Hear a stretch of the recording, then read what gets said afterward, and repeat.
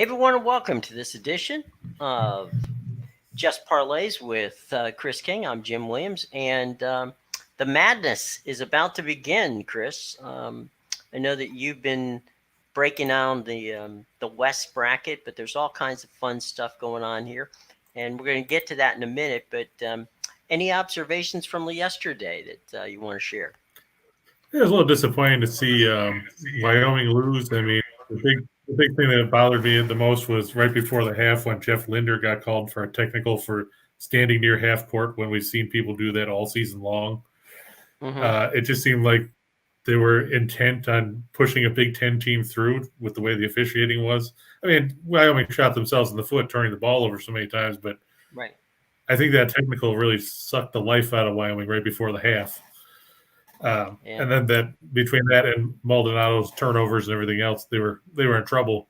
On the plus side, at least, Texas Southern, we talked about how Johnny Jones's team had turned it around after starting 0-7, and they took care of business. I feel bad that that a team that plays in a smaller conference like the SWAC that gets an automatic bid then still has to fight to get into the actual field by having to play in a play-in game. Mm-hmm. To me, play-in games should be for teams that are at larges. If you've earned the right to get into the tournament, then you've earned the right to be in the tournament. Right. You shouldn't have to I play. think at-large teams should be the ones that play in these games, as opposed to just because you're from a small conference doesn't mean that you should be automatically damned to have to play somebody else Mm-hmm. to get the right to play in the actual 64-team field. Absolutely. All right, look, we got a whole bunch of promotions to get to. So let's get them first, and then we'll get to our information for those of you who are getting ready to fill out your brackets. And let's start with our buddies at BetMGM. Now, this is the first of two BetMGM deals that we have for you. Now, BetMGM is going to give new customers a risk-free bet on your first sports wager up to $1,000. Now, this is good for only new players that you are eligible for this bonus, and it must be claimed within 7 days after you sign up. Now, here's the deal. Very simple. Once you create an account and make your first deposit, place any real money on a sports bet between $10 and $1,000, and BetMGM will match it for you. Okay, so that gives you a really good opportunity to test out the BetMGM app and to do it in a way that is fun for all and helps you maybe double your money. Who knows? Let's see. Also, remember that you must be 21 years of age to participate. And as we always say here at Winners and Whiners, and now at Max Sports Network, that most important thing is you bet responsibly. Okay? Now, we also have a free thing. We're giving away a couple of free things. First of all, our expert team of handicappers at Winners and Whiners are offering a sports betting guide to the NCAA Tournament featuring insightful, helpful ways to avoid traps. Meanwhile, at the same time, they're going to find you some value plays and, most importantly, help you make the right bet. So sign up today and get it directly in your inbox the moment it's published, 100% free. Meanwhile, don't forget, we also have, there's more, win up to $1,000. So it can be $2,000 in prizes. You can win up to $1,000 in our bracket contest. And the best way to do that for the BetMGM for the bracket contest is to hit our show box below. And that's where you're going to find all the information on everything we have here with regard to our promotions with BetMGM, with Winners and Whiners, with Max Wagers, with picks and parlays, and all the information is in the show box below. So please take time to check it out, and we'll be back with some more promotions coming up in the not too distant future. But first, let's go to the tournament. First, Jim, let's look at Michael saying good job saying last week saying the MLB would be back within 48 hours. Michael says you're in the know. Well, if you had the under on that, you would have gotten it, Michael. I was about 26 hours, but yeah, okay. Now, and Ryan, aren't you glad you didn't play that Sharks Kings parlay you were talking about yesterday? I told you to stay away from it. The Sharks, you're right, they blew it in overtime. The Kings didn't even get on the scoreboard. So hopefully, I know it's always nice to chase those big numbers, the big plus numbers that come up, but they don't always pan out. Matthew had a good time at the Preds game last night. He asked us if we thought they could win. And I said once Casey DeSmith was announced as the goaltender, I gave him a much better shot in that one. And Nashville did beat Pittsburgh at home. Glad he had a good time at the game. And Sly's Jets beat the Knights. Everybody said, can you trust Vegas? And I said, sure, you can trust them. Would I? No. And it turned out that they were absolutely brutal again as Vegas got beat 7-3 by the Winnipeg Jets. Moving on, this is an NIT game because, as you know, there's only 2 games in the first 4 tonight. One of them we'll get to next. But this is SMU taking on Nicholls State. I really thought SMU was going to get into the field. I guess that semifinal loss to Memphis is what knocked them out. But Tim Jankovic, he's done a good job with the Mustangs. They're 16-0 at home. Nicholls State, not a team that anybody really pays attention to because they're a small conference team that nobody is overly familiar with. They're a good offensive team, but they've run a lot, which always helps. They're 34th in field goal percentage. They're 20th in 2-point shooting. They knock down better than 8 threes a night, but they're horrible at the free throw line. 63.1%. That means there's only 4 teams in the country worse than them when it comes to knocking down free throws. They have to deal with an SMU team that's pretty good on the defensive end of the floor, only giving up 67.2 points a game and holding teams to 39.8% shooting, including 44.6% from 2, 30.3% from 3. Meanwhile, SMU has the edge on the other end of the floor as well. They're 91st in scoring offense against the Colonials, 244th in scoring defense. Nicholls State 3-7 against the spread in their last 10 overall, 1-4 in their last 5 against teams with a winning record. SMU 6-2 against the spread in their last 8 on Wednesday. I know that the line's not pretty. We saw Texas A&M gas out for much of the first half yesterday before rallying to beat Alcorn State. But it's hard to argue when you're 16-0 at home and your opponent is 7-7 on the road. And SMU doesn't have the problem that Texas A&M did of playing 5 games in what would be, 6 days, because they played Thursday, Friday, Saturday, Sunday. Then they were off Monday and they played Tuesday. SMU had played Saturday when they lost, but they had a few days off before that. I think the Mustangs should have run away with it and leave the Colonels in the dust. Well, there's, we talked about SMU building a program down there that has been consistently good. And we're not just talking about, the basketball team, but the football team. And overall, they've been able to come back from the death penalty in pretty good shape. So good on the Mustangs. I like that number of 17-0 at home, which is definitely a good thing to have. And and you have to figure that means they also beat Houston at home. They beat Memphis at home. They beat Dayton. They beat Vanderbilt. Vanderbilt played well down the stretch. They beat Belmont yesterday. I thought Belmont was going to play better than that. They played well for the first half, then they kind of fell off. But kudos to the Commodores. Jerry Stackhouse has done a good job with that team. Absolutely. All right, so we're going to go now to a play-in game. And I know they like to call it the first 4, but the fact of the matter is you're first in and first out if you don't win. So Wright State, who we have been on most of the year, taking on Bryant. And I like Bryant. Don't get me wrong. I picked them to beat Wagner in the NEC title game.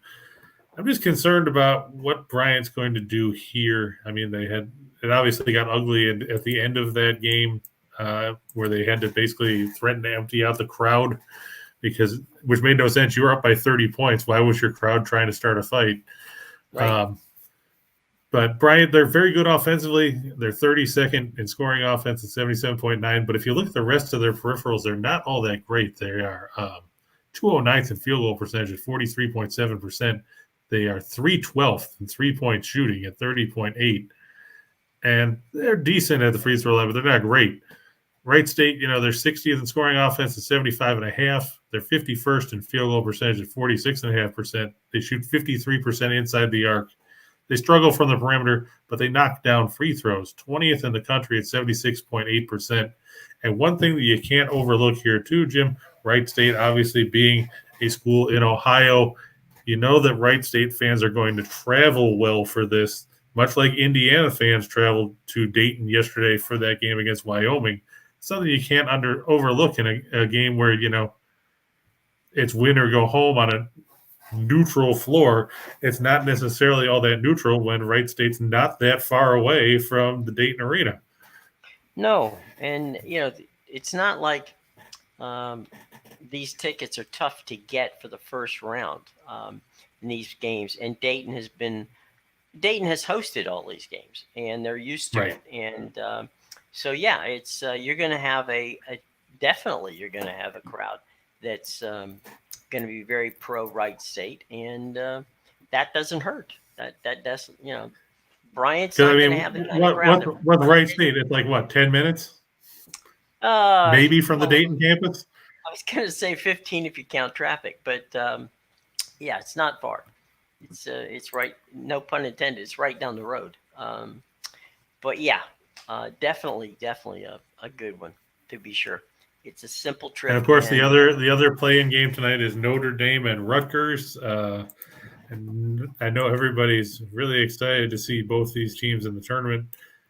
The issue, Notre Dame is only 7 deep, and you have to wonder, is that going to impact them here? Rutgers, they go a little deeper, but can they get somebody other than Ron Harper to step up consistently? And that's going to be a big question for the Scarlet Knights. It's going to be an interesting game. I know the total actually moved up. It was 132. They bumped it all the way up to 134, but I'm not expecting offensive fireworks in that one. These the are one two time we teams picked Notre. Yeah, go ahead. Oh no, go ahead. I was just going to say, these are two teams that you and I weren't that keen on to get in the tournament to begin with. So right. I mean, the one time we picked Notre Dame, they lost to Florida State down there in Tallahassee. We all know how Florida State failed on the home stretch. Right. And then Notre Dame lost in their first game in the ACT tournament, losing to Virginia Tech. I think the one thing that pushed them in over somebody else is the fact that Virginia Tech won the tournament. They won the tournament, so figure like, oh well, it couldn't be that bad. They got that, but no, it was, and a couple times I was gonna say the couple times we talked about Rutgers, we went against them back in December, and that's when Ron Harper hit that 3 to beat Purdue at the buzzer. Right, he went off. But they didn't score much down the stretch. You look at their numbers in their last 5. They scored 62 against Michigan, 61 against Wisconsin, 66 against Indiana, 59 against Penn State. And the only reason they scored 74 in their last game was because it came against Iowa, and Iowa likes to play track meets. That's true. And they usually win. You're not looking at teams that are going to run. Both teams are subpar in tempo. Rutgers is 290th. Notre Dame is 251st. So I look for that one to be a grinded out kind of game. It's probably going to go right down to the wire. It's going to be an interesting one for sure. I don't foresee either one of these teams going any further. Yeah, going deep into the tournament. Because you have to figure they'll end up playing Alabama, and if there's a team that's the antithesis of those two teams, it's Alabama, because Alabama will run all day long and score points. This is true. There's that too. We're going to come on at 2:00 tomorrow. Tomorrow, is there any of the first games there that as we get into the tournament, any of the early games that might start before we get a chance to chat about them that piques your interest? Well, obviously, Colorado State is going to pique my interest because A, I don't believe Michigan belongs in the field. Mm-hmm. B, we had the whole travel fiasco with Colorado State, right? Where I had to deal with a guy on Twitter who said that he hoped that Colorado State wouldn't get an itinerary so they couldn't travel and would have to withdraw from the tournament. And my response to that was, I hope that the entire Michigan fan base doesn't have that mentality, which I likened back to the original Karate Kid, where you remember the sweep the leg. That's what I said. I said that I hope that they don't have this sweep the leg mentality, because let's face it. Sure, I don't believe Michigan belongs in the tournament. I'm not going to change my mindset on that. They're here. That's great for them. But but I'm interested to see how Michigan responds, how Colorado State responds. It's going to be an interesting game for sure. The other one that I'm looking at, Memphis and Boise State tip at 145. That's going to be an interesting clash because the winner is probably going to face Gonzaga because I don't think anybody's giving, myself included, is giving Georgia State a shot, especially playing in Portland, which is basically the backyard of Spokane when you get right down to it. Mm-hmm. And the other one that'll tip off before we come on will be the clash. I know Tim Earl is big on this one. South Dakota State, the 13th seed, you got to watch out for the Jackrabbits because, like we said, they were the best three-point shooting team in the country, and it wasn't even close. Taking on Providence. Ed Cooley's team, they had a lot of success. They won the Big East regular season crown, but are they overseeded as a 4? And will they? You have to keep an eye, watch for the upset watch there, because if South Dakota State is knocking down shots from the outside, they're almost impossible to stop. And you look at the Jackrabbits, it's not a one-man team by any stretch of the imagination. You've got, let's see, 1, 2, 3, 4, 6 guys that have hit at least 33s on the year, led by Baylor Shireman, who hit 75 and shot 46.6% from beyond the arc, the 16th best mark in the country. You've got Charlie Easley, who was 46 of 91. He shot 50.5% from 3. There's guys that can't shoot 50.5% at the free throw line. Right. This guy's doing it from 3-point range on contested shots. Right. If Providence can't stop that, they're in trouble. For sure. Now, you were saying, of course, they're playing in Portland, right? Is that what you're saying? Mm-hmm. And, that's an NBA arena that they're playing in. The good news is that it's not a dome. And the reason I say that is for some reason, 3-point shooters, when they don't have that perspective of the, where the basket is, and you kind of lose that when your background is the dome, it makes it difficult. And so absolutely, this is a game where if they can do it, this would be the opportunity for them to pull an upset. And frankly, I'm not so sure it would be an upset, to be honest. That's seeding wise, it would be. Otherwise, probably not. I don't know that that they're that much behind. But anyway, all right. So let's get to the ice, my friend, and see what's going on tonight. Ice wise, the Lightning. Whoops. Okay. Or the Flames, depending upon which one you want. No, we can do the Lightning first. The Lightning and the Kraken. Yep, this game coming to you from the Climate Pledge Arena in Seattle. The Lightning 38-15-6, 19-10-2 on the road. The Kraken, bad. And we'll just leave it at that. It's going to be Andrei Vasilevsky, 31-11-4, 240 goals against, 918 save percentage, and 2 shutouts for the Lightning. Philippe Grubauer continues to get starts for reasons unknown to anyone else, because I'd rather see Chris Dredger if I was a Kraken fan. Grubauer 13-25-5 with a 321 goals against and an 888 save percentage. That's not going to get it done. Tampa Bay 7th in the league in goals for, 3.36 a night, 12th in goals against at 2.83. The Kraken, well, the numbers speak for themselves. 3rd worst in the league in goals for, 4th worst in the league in goals against. Tampa Bay 79-21 in their last 100 after scoring 2 goals or less. They're coming off a 2-1 win over Vancouver over the weekend. 50-15 in their last 65 against teams with a losing record. 43-13 in their last 56 on Wednesday. Seattle 0-6 in their last 6 after a win. 0-6 in their last 6 with at least 3 days of rest. And 0-4 in their last 4 against teams with a winning percentage above 600. You have to think Tampa Bay is going to light them up. The first meeting came back on November 26th at the Amalie Arena when Tampa Bay earned a 3-0 victory. So the Kraken's still looking for the first goal in franchise history against the Lightning. They might get it, but they're not going to get very many. And Tampa Bay wins this one going away as they keep pace with the Panthers in a crowded Atlantic Division race. Yeah, I mean, the Lightning are in a battle within their own state. I mean, at this point, Florida's played well. You can't, from their standpoint, you can't afford to have a letdown.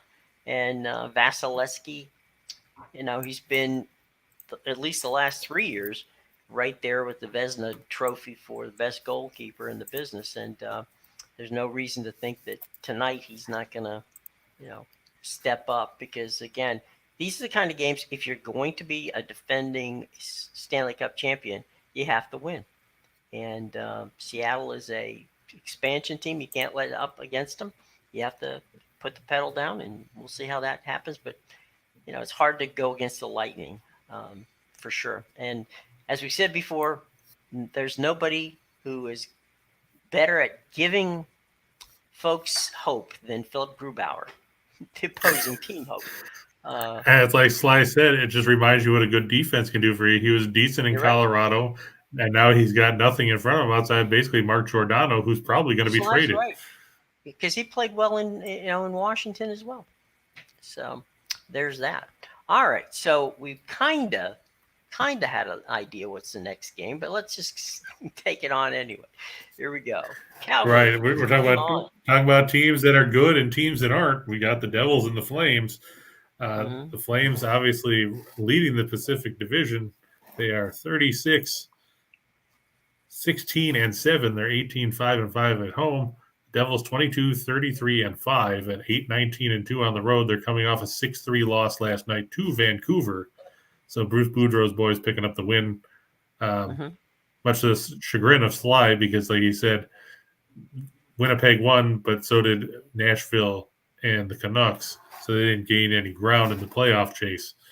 It's going to be John Gillies, 3-9-1 with an ugly 3.70 goals against and an 885 save percentage. Going to start for New Jersey. Meanwhile, Jacob Markstrom, 28-11-6 with a 207 goals against, a 928 save percentage, and 9 shutouts. Now, here's an interesting stat for you about Markstrom, Jim. He's got 9 shutouts in his first 11 years in the league. He had a total combined number of 8. Well, that goes to prove, Sly's point. If you have a good defense back there with you, it makes you a better goalkeeper. That's true. The Devils 17th in goals for at 3 per game. They're 26th in goals against at 3.5. Meanwhile, Calgary 6th in goals for at 3.42. And back to that point, 2nd in goals against at 2.42 goals a game. New Jersey 17-46 in their last 63 as an underdog. They're 5-16 in the second game of their last 21 back-to-back situations. They're 1-7 in the last 8 when it comes to 3 games, and the third game of a 3-game and 4-night set. Calgary 5-0 in their last 5 on Wednesday, 14-2 in their last 16 at home, 12-2 in their last 14 as a home favorite. The Devils 3-14 in the last 17 meetings between these teams, and they've lost 8 of the last 9 meetings in Cowtown. Look for the Flames to down the Devils in the Saddle Dome to get another victory. That's also a tough place to play, the Saddle Dome. Calgary has some rabid fans, and they certainly make it tough. So, and the Flames are playing good hockey, so why wouldn't you want to get on that bandwagon? Now, I know we're getting ready to go to the NBA, but here's the second of our 2 big promotions from BetMGM, and this one has to do with the NBA. It's a good one. Now, use your BetMGM app, then place a bet of at least $10 on any NBA game, and you get $200 if either team hits a 3-pointer. Click on the BetMGM link below to play. Remember, you must be 21 years of age to play. Bet responsibly. So that's a great opportunity. We told you about the other one before, and by all means, take advantage of it. All the information on both promotions with BetMGM, our friends, are in the show box below. Okay, very cool.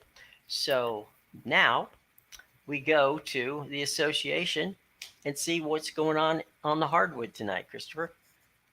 Well, before we do that, let's just go back through some of the comments that we missed earlier. Brody said he hit a 5-7 teamer with our help and a couple of adjustments yesterday. He missed a 10 teamer because Santa Clara let us down.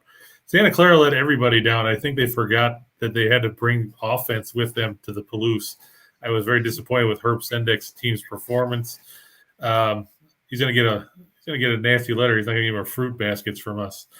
The way that team played yesterday. Congratulations, for Rody on hitting a 5 and a 7. That's fantastic work, man.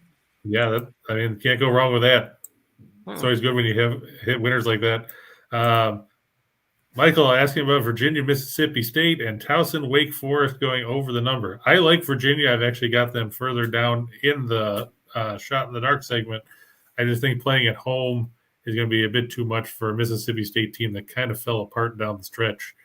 And Tony Bennett, he's got to win something, or else the Virginia fan base will go back to pointing out how he lost to UMBC as a 1 seed in the tournament a couple of years ago. As far as Towson and Wake going over the number, I could see that happening. You have to figure Wake Forest, they're a good offensive team. Steve Forbes has done a good job with that, given the fact that he basically inherited a team of nothing when he took it over. And Towson, they were another team that nobody really talks about because they play in a smaller conference. Wake Forest was 15th in the country in scoring at 79.5 points a game. They're 2/10 in scoring defense at 70.2. So you have to think their average total this season was 149.7. Towson, they come in, Pat Scarry's team 121st in scoring offense at 73.2. They played good defense, but playing in the CAA and playing a team from the ACC, same letters, different conference altogether. Yeah. But I think that Towson usually doesn't beat themselves, which is, that was the big thing that I've seen with Towson this year is, they can lose, but they're losing not because they aren't playing decent basketball. Right, so and Towson's good on the offensive glass too, and that's something that Wake Forest is going to have to stop. But second chance points are the bane of any unders existence, but it's always beneficial for the overs. Absolutely.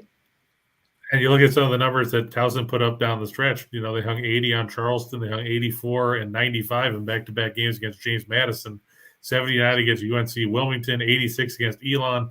So the power is there for Scary's team to put up points. And like we said, Wake Forest, not exactly a powerhouse defensive squad when you get right down to it.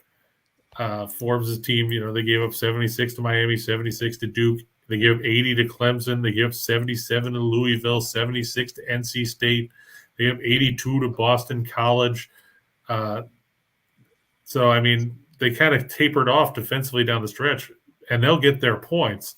So I think going over that mark is probably a pretty good bet.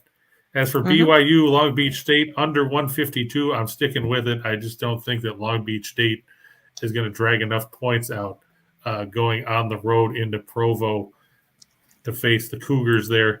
And BYU, they pride themselves on playing decent defense.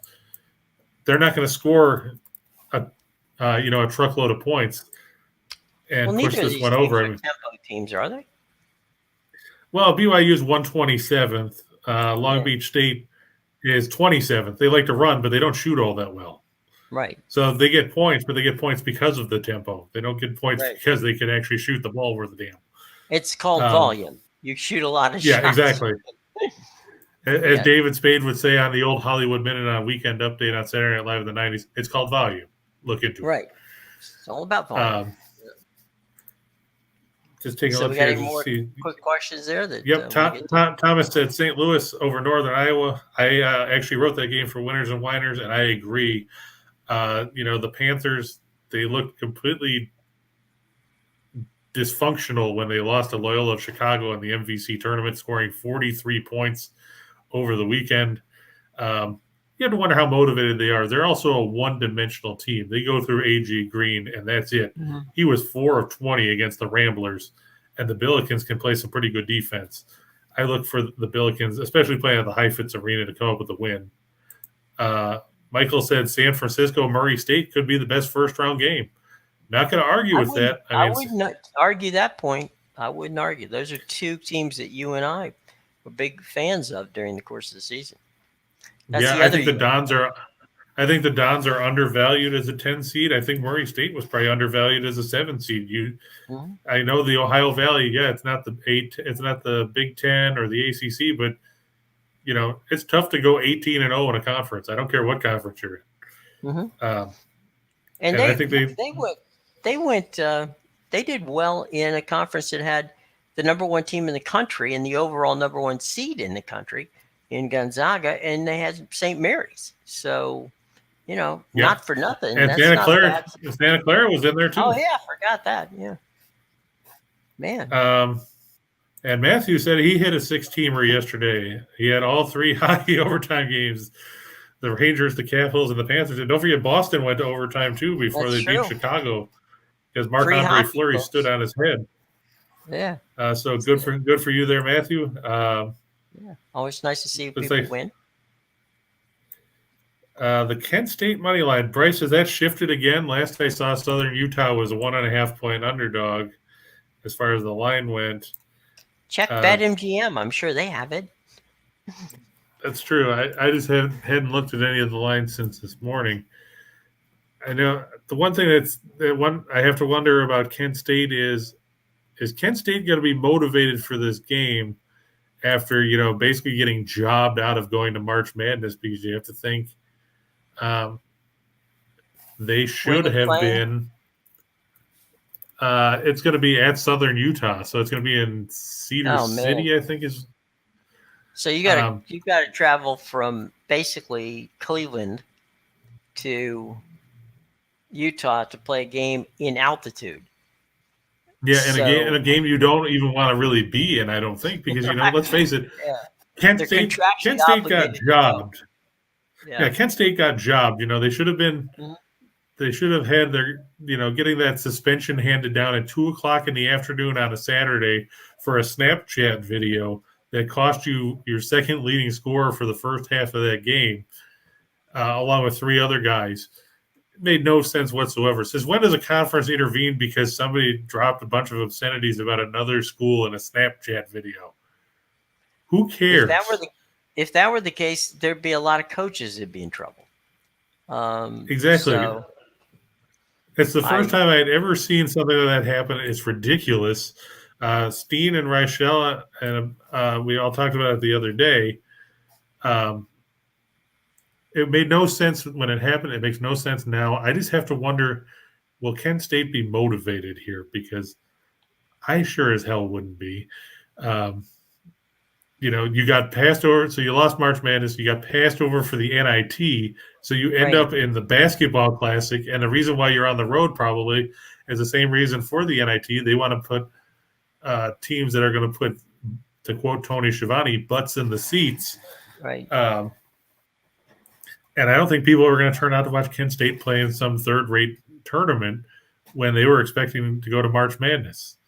Speaking of the basketball classic, the Merrimack UMBC game that was scheduled to go tonight has been canceled. We'll see if there's any for lack of interest or what. I don't know. That's what I'm trying to find out. I wonder if it's going to be another travel thing, because it just went up that it was canceled moments ago on off the boards. By the way, just got a press release from CBS that they're adding Bob Huggins to their staff of coaches to break things down during March Madness. So Huggy is going to be on CBS and TNT with their coverage, as well as TBS and all the other Turner networks that will be covering the games starting tomorrow. And of course, tonight they're on True TV, which is yet another in the long line of Turner family of networks. So, meanwhile, any update on why they're canceling that game? I don't know. I'm looking, but I'm not getting anything coming up about it yet. And I'm trying to see if. Well, where were they supposed to play? It was supposed to be at UMBC. Okay, well, I can tell you that the weather here on the East there we Coast go. UMBC withdrew. Oh. Okay. It says UMBC announced it's bowing out of the basketball classic. They gathered Tuesday for the first time since returning from the America East title game against Vermont when they were obliterated.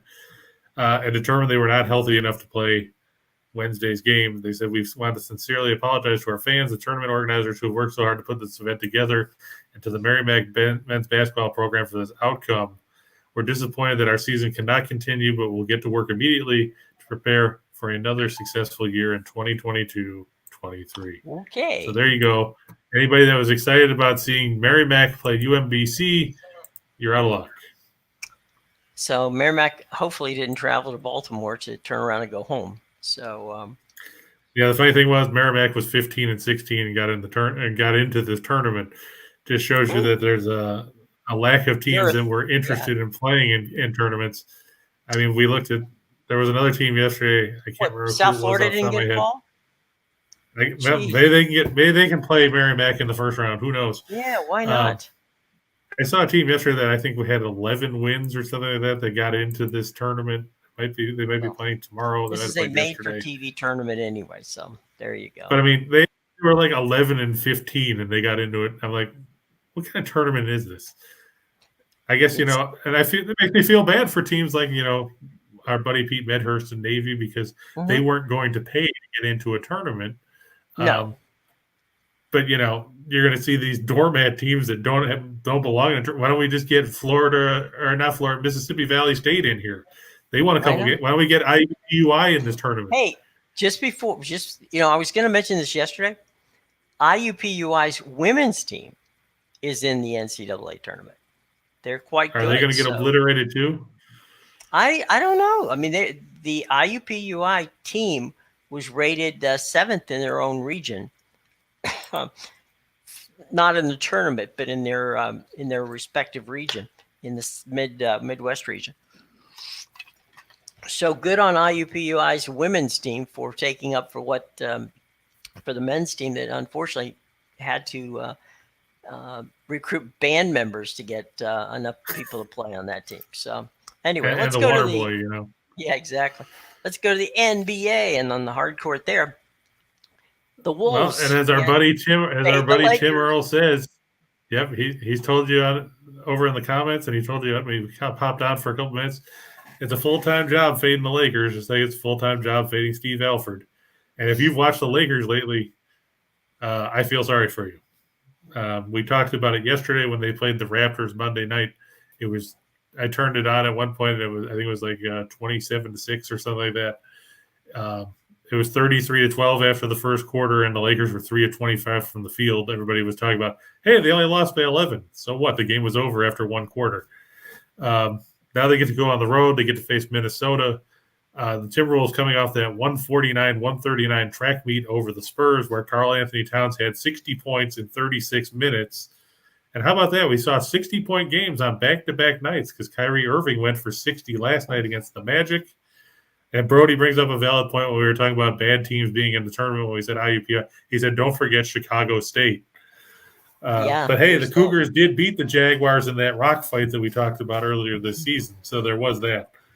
Mm-hmm. But, yeah, the Lakers, let's face it, the Lakers are bad. They're 27th in scoring defense at 113.6. They're 19th in field goal percentage defense. They're middle of the road in three-point defense. They're a mediocre team offensively. They average 111. They shoot 46.5%. I don't know if that 46.5% counts all the air balls or bricks that Westbrook has been throwing up.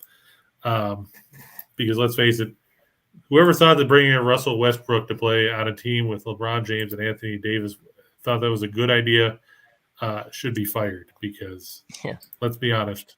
Wasn't a good idea. Let's be honest, that was never going to work. And it hasn't. And that's why they're, a zillion games under 500. They're barely hanging on to a play-in spot, despite the fact that the West has the Thunder and the Rockets at the bottom of the conference. LeBron, of course, questionable again. But he'll probably play. Yeah.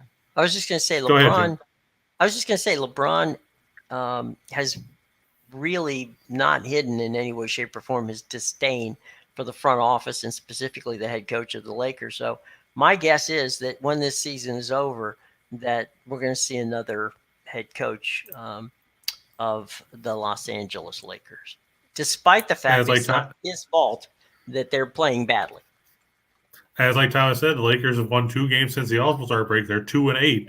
The 2 games they won, LeBron had to go for 50. Right. So it's either LeBron scores 50 or the Lakers lose. And, he could potentially score 50 because Minnesota's not great defensively. But can they stop Karl Anthony Towns? And the answer to me is no, because who are you going to stop him with? Dwight Howard? No. Not LeBron. Who else do they have? Yeah, not LeBron because Towns is bigger than he is. So who else do they have that they can possibly match up on Towns? Let's take a look at this great road. Yeah, Westbrook. You just walk past him. Westbrook doesn't play defense half the time anyway. But I mean, just let's look at. I mean, they got rid of DeAndre Jordan. I don't think Jordan would have stopped him either. No. But just looking at the rest of their rotation, they've got. I mean, you got to put Carmelo Anthony on them. Probably not.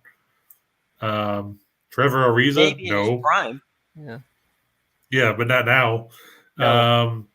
Then they don't have the Lakers don't have anybody bigger than 6'10", and Karl Anthony Towns will just shoot over you. But so it's gonna be interesting how they're going to try to match up on him. But how many play? I mean, let's just forget the Lakers for a moment. How many teams in the league can stop Towns? I mean, that's I get what I'm saying is he's an elite player. You don't even have a guy, as you said, over 6'10". How are you going to stop this guy? You're not going to stop this guy. Right, and that's going to be their big issue. As to who can stop him, I would say probably a guy like Jokic, because obviously fair enough. Jokic is very versatile. Joel Embiid. Yeah. But you're talking about a handful of guys. Right, yeah. It's a small thing. You're not going to get they don't grow on trees like 3-and-D guys, for sure. Right. But it's just bad news for the Lakers. It doesn't take long to call roll, is all I'm saying, in the people that can play. Exactly. I agree with you 100%. Yeah. So you're right. Fade the Lakers. Let's go. Next one up. And speaking of Nikola Jokic, we'll talk about the Nuggets as they come to the nation's capital to take on the Wizards. John Cricky talking to you here as the Nuggets 41-28. They're 21-15 on the road. And Trump, the Wizards 29-38. And they're just a 500 team at the Capital One Arena this season. Yeah. The Nuggets 12th in scoring offense at 111.1. They're third in field goal percentage at 47.7. They're middle of the road in 3-point shooting. But when you've got Jokic who can do everything, you don't really need to shoot all that well from the perimeter or all that often. The Wiz, 18th in scoring defense, 17th in field goal percentage defense. So a lot of 20s there for the Wizards. Yeah, 21st in scoring offense. They shoot the ball well when they're not turning it over. Right. Their 7th field goal percentage. They're 25th in 3-point shooting at 34%. The Nuggets 12th in scoring defense, 21st in field goal percentage defense, 6th in 3-point defense. The Nuggets 7-1 in their last 8 on the road. The Wiz 1-6 in their last 7 as a home underdog. 0-3-1 in their last 4 at home against teams with a winning road record. Denver, you're used to seeing them play well at altitude, but they've played decently on the road. And this is another case of how are the Wizards going to contain Nikola Jokic? And it's going to be interesting to figure that out because you look at their injury report, just checking to see if there's anybody that I'm missing. Obviously, we know Bradley Beal's not going to play. Vernon Carey is down in the G League. Okay, so it's just Beal on the injury report. Aaron Gordon questionable for the Nuggets. JaMychal Green is probable. Zeke Naji also questionable with a sore knee. He's not really a big factor. The big thing is if Gordon plays, they'll be fine. Even without him, they should be okay. I mean, we talked about yesterday Memphis being without Morant would be fine anyway, and they blew out Indiana by, 33 points. Mm-hmm. And Thomas brings up a point. Rudy Gobert can stop Karl Anthony Towns. The one thing that is tough for Gobert sometimes, though, is switching out on the perimeter because, he's a good rim protector. Sometimes he's not necessarily all that great on the outside. He's gotten better on it. I mean, I'm not going to argue with a guy who's won the Defensive Player of the Year 3 times. Mm-hmm. But yeah, he's a guy that could match up with Towns as well. But like Jim said, it's a short list. It's not going to be like you're reading out something that's 15 pages long, because it's just not the case. There's probably maybe 5, maybe 6 guys that can match up with him effectively, I would say, in the league. Yeah, that's about right. Before we get going here on some other stuff, let's remind people of a couple things. One, that our expert team of handicappers, or Winners and Whiners, are offering a sports betting guide for the NCAA tournament, featuring insightful articles, some of course written by my partner in crime right over there, helping you avoid the traps and all the things that can happen. We find value plays, and most importantly, make the right bets. Sign up today, and it's going to be right in your email box as soon as possible. Remember, I think it's already out because I have a copy of it. So right, no, it's out. What I'm saying is, if you sign up, it will get in your email box as soon as you sign up. So gotcha. There you go. I just wanted to make sure that I just didn't get it ahead of time. No, I got mine too, so it's there. Okay. But wait, there's more. We have a bracket contest now. There's up $2,000 is out there, $1,000 to the winner. You still have time. So in the show box below, where we've got all the BetMGM stuff and all the cool stuff having to do with the tournament, it's in the inbox. In the show box. It'll get to your inbox after you sign up for it. Speaking of signing up for stuff, sign up for Chris's stuff, because we have some really cool stuff with Chris. You can get a lot of good stuff from Chris and his parlays. So if you want Chris's parlays, and I know a lot of you do, check out the show box below. There's all the information about getting Chris's parlays sent directly to your email box. All you have to do is fill out the information in the show box below. There's a link to that too. Okay, so all of that's there. There's also promotions on our Max Wagers Network, which Sean starts off at noon. Allie's up at 1, and there's Chris at 2, along with us. And then there's Scott and Scott. I almost said Mike and Mike. Scott and Scott comes up at 3 o'clock, and then Lenny and the boys round out the day. So there's 6 hours of content right here on the Max Wagers Network. So at this point, as I take a deep breath to get some more air after reading through all that, let's move forward. Good grief, Joe Flacco signed with the Jets. Again? Yep. Wasn't he there once? Yeah. He signed a 1-year deal for $3.5 million. A, why would Joe Flacco go to the Jets? B, why would the Jets pay him $3.5 million? No idea. He's worth about a nickel. I mean, look, Joe cashed in on about $80 million of a $100 million deal that he had. He's picked up a few extra mil on the way out there. Would you not just say, all right, I'm in that $80 to $90 million category.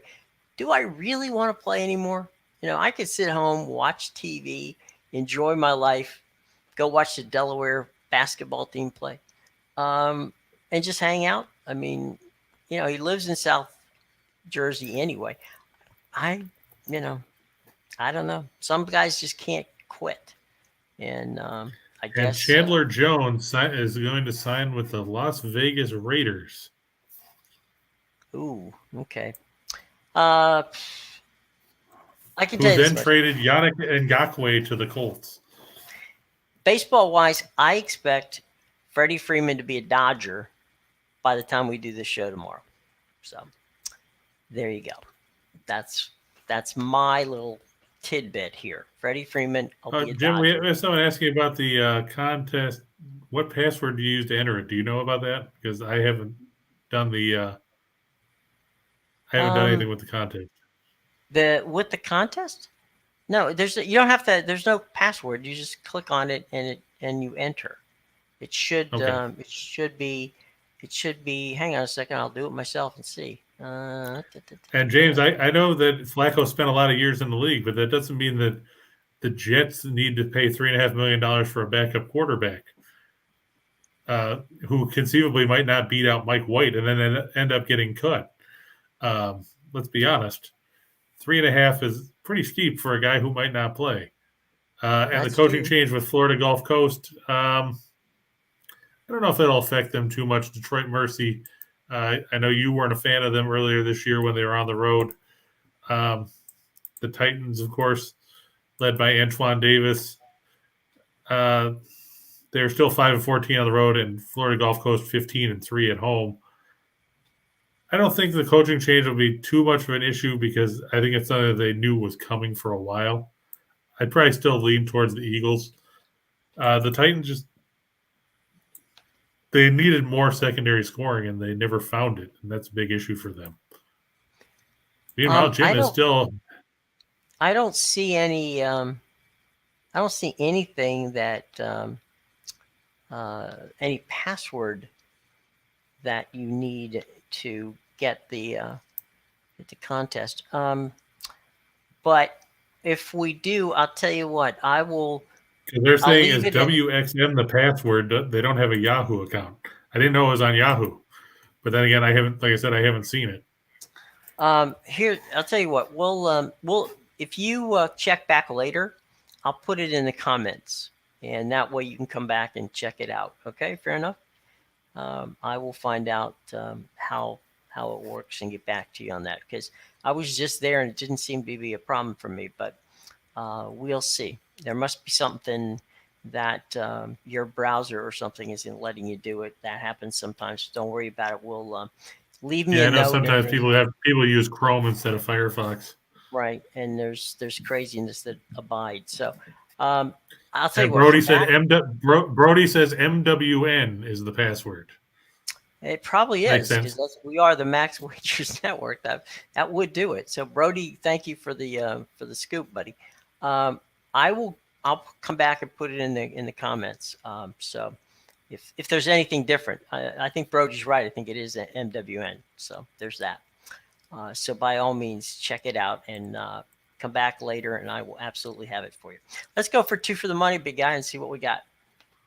All right, we got Wright State over Bryant. I'm going to stick with him. I know people, I think it was James, was talking about how Bryant is more battle-tested outside the conference, but you have to remember that while they did play Houston and Cincinnati and Clemson, Wright State also played some bigger teams outside of the conference as well. They played Purdue. Mm-hmm. They played Cleveland State. They played Akron. They beat NC State and Raleigh. So that's not really something that's as much of a factor as one might think. I'm going to lean towards Wright State, like I said, especially with their campus being 10 minutes. Jim says 15 with traffic away from the Dayton Arena. You're going to have a lot of fans there from Wright State, and that might turn the tide because having a home crowd behind you is always a plus, especially when it comes to games like this. And when you don't have to travel, it makes it even easier. I like the Bucks over the Kings. I know Sacramento beat Chicago the other night, but I don't expect them to put together back-to-back performances. I like the way the Bucks played. They beat Utah the other night. They played some good basketball. Then we've got the Nuggets over the Wiz. We talked about that already. Denver, a good basketball team. And I'm going to go with the Flames over the Devils, like we said. New Jersey playing the second game of back-to-back. They got beat up by Vancouver last night. Markstrom has a massive edge in goal over John Gillies. So I'm going to ride with Calgary at home over a tired New Jersey squad who has not had a ton of success out west. No, it's been tough for them in New Jersey, let alone going west. All right, so let's go from 2 for the money, 4 for the show. Yeah, Michael asked about Virginia earlier. I have them right here. I look for Virginia to beat Mississippi State. I just don't have a ton of faith in the Bulldogs after the way they played down the stretch. Sure, they beat South Carolina, but yeah, it's in Charlottesville. Okay. Sure, they beat South Carolina, but you know who else beat South Carolina? Pretty much everybody. Right. And that's why Frank Martin got fired. Let's face it, They went 4-4 in their last 8, but three of their 4 wins were 2 over Missouri. Then they beat Vanderbilt at home, and they beat South Carolina in the SEC tournament. They also lost in Columbia to South Carolina, lost to Auburn, lost to Texas A&M, and lost to Tennessee in that stretch. I don't think they're going to go to Charlottesville. Everybody knows how Tony Bennett's team will bleed the clock and bleed everything else and make life absolutely miserable for you on the offensive end of the floor. I like Virginia over Mississippi State. Ryan was just asking about the 76ers. I like them over Cleveland. Cleveland's still dealing with a lot of injuries. Jared Allen missing with a broken finger. Philadelphia is healthy. They sure as heck better play better than we saw them play against Orlando and Brooklyn and against Denver when they faded down the stretch in the second half the other night. But I think, with a day off, they can regroup and get back in the win column over the Cavs. We talked about Tampa Bay over the Kraken. No reason to trust Seattle at this point. Be interested to see who they unload before the deadline. And like Tim Earl says, fade the Lakers or the Fakers. They ought to make them. They ought to make them wear generic jerseys because that's an embarrassment to the Laker franchise. Yeah, Kurt Rambis is disappointed as well. He's broken his glasses again. Yeah, he needs to get some more tape. Right, he's got to tape his glasses again. And as for Bill's asking about the total for the Wright State game, yeah, I think it's a little high. I think that if you look, Wright State is a decent defensive team. Bryant probably isn't going to get to run as much as they would like to. I mean, Bryant was 7th in the country in tempo. Wright State is 98th. But if you look in the last few games for Wright State, none of their last – oh, geez. In fact, Wright State has not gotten to 155 points in a game total since beating UIC back on January 22nd. Oof. So their last 15 have come under this number. And there was only 1, 2, 3, 4, 5, and those were all early in the season. Yeah, so it's been since January 22nd when you've seen a number that high for Wright State. Bryant, even in their last few, they had 148 against the Wagner win at the end of the regular season, 132 against Central Connecticut, 139 against Mount St. Mary's, 113 against Wagner in the NEC title game. And even St. Francis, they only got to 155. So I think 155 is probably a little high. I would lean towards it staying under. You're probably right. That's for sure. All right. This is the one where everybody has a lot of fun, and that's our menu. So let's see what we got on the menu today. All right. By the way, not for nothing, just to give Chris a little ups here, we talked about, signing up for his parlays. Last week, you swept it, buddy. Yep. We hit all 10 last Wednesday, so we can go today. We had 9 on Monday. The only one that missed was Jokic not going over 46.5 points, rebounds, and assists. But I think that one will be interesting. But I like Iona here. When you look at the coaching matchup, it's Rick Pitino versus Al Pinkins. Now, I know you're wondering, who in the blue hell is Al Pinkins? Well, he's the interim coach of the Florida Gators. Yeah, he's taking over because Mike White left. In a close game, I don't trust Al Pinkins when it comes to dealing with Rick Pitino. So I'm going to go with Pitino. And they're playing this at the O Center down in the Gazer? That is correct. But I'll take 6.5 or 7 points because depending on the books, I've seen a couple of books where it's gone up as high as 8. I don't think Florida's that good. Let's be honest. Well, they're short, that's for sure. They're not deep. That's another problem. And, you'd mentioned something that's very important, and that is anyone inspired? And I don't see them filling the building, number one, for this game.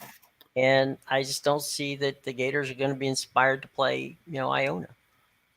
Meanwhile, Pitino is probably ticked off that they didn't make it to the NCAA tournament, because I think he felt that was something that could have happened. And I said I thought he'd get it by name recognition alone.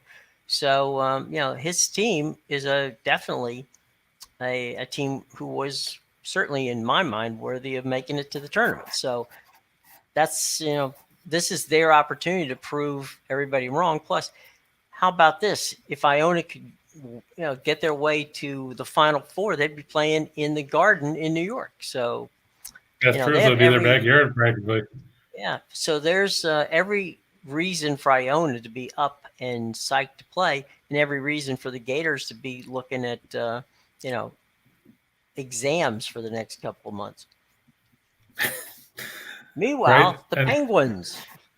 Yeah, I think Youngstown State will beat Morgan State. Morgan State's another one of those teams that got here because I guess they paid to be here because they were 13-14 on the season. Youngstown State wasn't great. They were 18-14, but at least they had a winning record. I look for them to prevail at home here. Morgan State was just 3-9 on the road. Doesn't look like a pretty record. BYU over Long Beach State. Like we talked about, Long Beach State just doesn't have the momentum at this point. They lost to Cal State Fullerton in the Big West title game. But going to Provo and facing a team like BYU is a whole different ball of wax than playing teams like Hawaii, Fullerton, Northridge, and the rest of those teams. I just think they're going to be overmatched here. Well, BYU's on their way out of that conference. Right, because they'll be going. What is the Big 12? Yeah, they're going to the Big 12. Is that where they're going? Mm-hmm. Well, at least they'll have 11 teams then. Right. Southern Utah, I'm going to go with them over Kent State just because, like I said, I don't know if Kent State wants to be here. I mean, I know Bryce thinks they'll play with a chip on their shoulder, but the fact remains that I'm just worried about what their motivation is after missing out on the tournament. Well, you also get like the fact, right? And you're also dealing with, like you said, with the altitude. Mm-hmm. I'm a little worried about that as well. So I'm going to take Southern Utah. The Thunderbirds can pile up points. The one thing you got to watch out are Tevian Jones, their leading scorer, done for the year with a wrist injury, but they've still got three other guys that average in double figures, and they're a dangerous team. I'm going to go with the Hawks, -1 over the Hornets. This line moved. Originally, Charlotte was favored by, I think, 2 or 2.5, and now it switched the other way. Charlotte is a team that does not know what defense is. They're the Eastern Conference version of the Lakers. Atlanta should be able to pile up points to get the win. Right. I'm going to go with Toronto over the Clippers. Hey, Toronto's on the road. They beat Phoenix over the weekend. They beat the Lakers the other day. They didn't have to go anywhere for this one. So, hey, they're in the same building. Why not? Yeah, go for it. Let's be honest.